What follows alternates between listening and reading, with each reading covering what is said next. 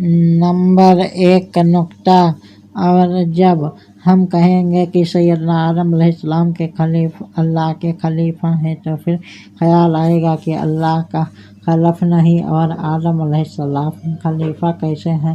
اللہ کا آگا نہیں، اللہ کا کوئی پیچھا نہیں، اللہ کا کوئی بیک نہیں، اللہ کا کوئی فرنٹ نہیں، اللہ کی کوئی تحت نہیں، اللہ کا کوئی فوق نہیں، اللہ جہت سے پاک ہے، اللہ اطراف سے پاک ہے، اللہ مسکن سے پاک ہے، اللہ مکان سے پاک ہے، اللہ تعین سے پاک ہے، اللہ دور اور حدود سے پاک ہے، اللہ صورت سے پاک ہے، اللہ اشکال سے پاک ہے۔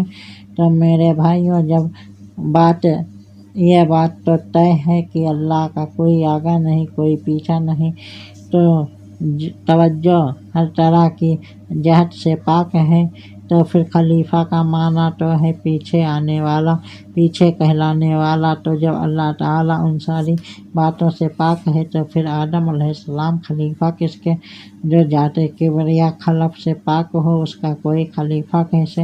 غور سے سننا اس نقطے کو کہ اللہ تعالیٰ خلف سے پاک ہے، یہ ہمارا ایمان ہے۔ کیا ہے؟ اللہ خلف سے پاک ہے، یہ ہمارا ایمان ہے، اور آدم خلیفہ ہے، یہ اللہ کا قرآن ہے۔ نہ ایمان چھوڑیں گے نہ قرآن چھوڑیں گے، ہم ڈھونڈیں گے کہ آخر ہے وہ کون جو آدم سے پہلے اور آدم علیہ السلام اس کے بعد ہیں، یعنی وہ ہستی اب تلاش کرنی ہے کہ جس کے بعد آدم علیہ السلام ہیں، یعنی وہ ذات کی جو سلف ہے، اور آدم علیہ السلام جس کے خلف ہیں۔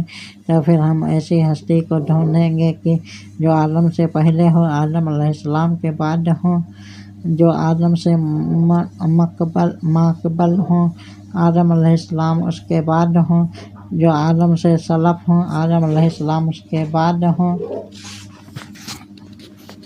ابھی ہم یہ سوچ ہی رہے تھے، ابھی ہم پہچان ہی رہے تھے، ابھی ہم ابتدا اور انتہا کی باتیں کر ہی رہے تھے، ابھی ہم تحت اور فوق فلسفہ دیکھ رہے تھے، ابھی مناقل اور مابعد کی بحث چھیڑ رہے تھے۔ تو ایسے میں دل پر کسی نے دستک دی کہ اے ہاشمی، اس کا جواب مدینے کے تاجدار دے چکے ہیں، اور حدیث پاک نے ہماری رہنمائی کر دی کہ اول ما خلق اللہ نور، اللہ نے سب سے پہلے میرے نور کو پیدا فرمایا۔